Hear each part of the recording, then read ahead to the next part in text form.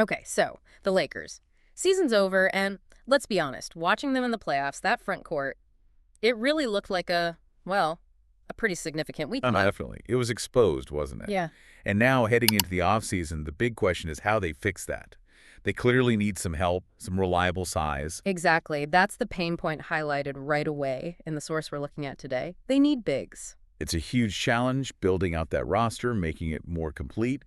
And yeah, addressing the front court specifically feels like priority number one after what we saw. And you know what's interesting is where this source suggests they might look, not necessarily some big splashy name from across the league, but maybe closer to home, ironically from the team that really gave them trouble. The Timberwolves. Yeah, the Minnesota Timberwolves. This deep dive, it's really zooming in on one player, their center, Naz Reid. Ah, okay. Sixth man of the year, Nas Reed. Makes sense he'd be talked about. Right. And we're basing this on a Yardbarker piece, which itself cites Los Angeles Lakers on SI, referencing Ricardo Klein over at Newsweek. And it explicitly names the Lakers as potentially a prime landing spot for Reed. Okay, got it. So for you listening, our mission here is pretty focused. We're going to dig into this specific source and unpack its argument, why Nas Reed? How does this article say he fits the Lakers? And crucially, what roadblocks does it see? Okay, let's dive in then, starting with the need. How exactly does this article frame what the Lakers are missing up front? It's pretty straightforward, actually. The source says the Lakers could use, and I'm quoting here, a big, really any reliable big, kind of blunt. Any reliable big. Okay, but it singles out Reed. It does. Right after saying any reliable big, it says Reed could provide that and then some. So the source immediately positions him not just as an option, but maybe a better option, a specific target. And then some. Okay, that implies more than just filling a spot. What specifics does the source give? What makes Reed more than just, any big guy, according to this article? What's the on-court argument? Well, it mentions him being a functioning big man, which, okay, baseline requirement. But the real emphasis where the source seems most interested is his ability to space the floor. Ah, the shooting. That's where it gets interesting, especially now. Exactly. And this is where the source makes that connection to the new head coach, J.J. Redick. It explicitly notes Redick wants his teams to shoot more three-point shots. Right. That's his whole philosophy, pretty much. So the thinking presented in the source is that Reed, with his shooting, could help bring a new element to the roster, specifically tailored to what Redick might want to implement. It's about system fit. Okay, that makes sense conceptually. System fit is huge. Does the source back this up with, numbers or anything concrete about Reed's game? Especially that shooting. It does, yeah. Figures out his stats from last season. Pretty solid numbers. 14.2 points, 6.0 rebounds, 2.3 assists, almost a block per game, 0.9. Okay, respectable production. But the key number, the one the source really leans on in this context, is his three-point percentage last season. 37.9% from deep. That's a very useful number for a big. Almost 38%. Yeah, for a center, that definitely spaces the floor. And the source also makes sure to mention his big award from last season, being named the 2023 24/6 Man of the Year. So it's painting a picture of a productive player with a valuable modern skill who's also recently received league-wide recognition. Not just any big. Gotcha. So the source builds a case for the on-court value and the specific fit with Redick. But, okay, players aren't just available. How does the article explain his situation? Why might Reed even leave Minnesota? They had a great year. Right, good question. According to the source, the expectation is that Reed will opt out of the final year of his deal to test the open market.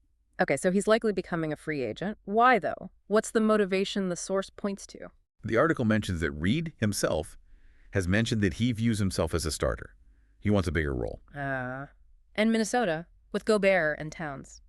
Maybe they can't promise him that. That's exactly what the source implies. It says if Minnesota can't guarantee him that spot, then Reed could be open to moving elsewhere.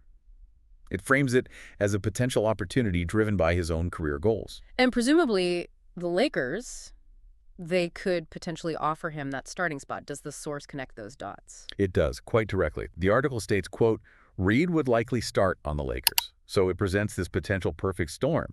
The Lakers need a starting big, Reed wants to be a starter, maybe Minnesota can't offer it, but LA could. It aligns player motivation with team need. Okay. So the source lays out the fit, the potential availability, the player's motivation, the team's need. It sounds pretty compelling on paper based on this article. But we know LA sports, there's always a catch, usually involving money. Does the article mention any potential snags? Oh, yeah. It definitely flags a major one. The source points right at the finances. It says Los Angeles could have trouble landing Reed due to financial constraints. That's presented as the big elephant in the room. Financial constraints. Shocker for the Lakers, right? So is that it? The article just says it's hard because money. Or does it offer any, like, potential solution or mechanism? It does offer a specific mechanism. The source states that if the Lakers pull the trigger on Reed, it will likely be in the form of a sign and trade. Ah, okay. A sign and trade, not just signing him outright as a free agent. Exactly.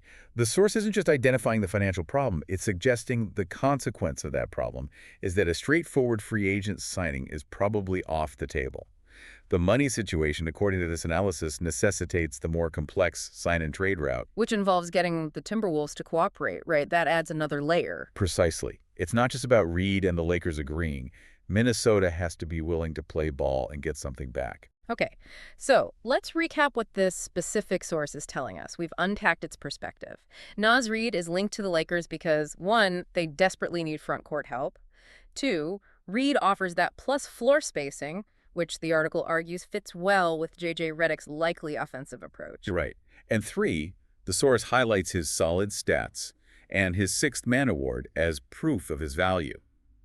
Four, it points to Reed's stated desire to start as a reason he might leave Minnesota, a role the Lakers could, again, potentially offer him. But then there's the big but.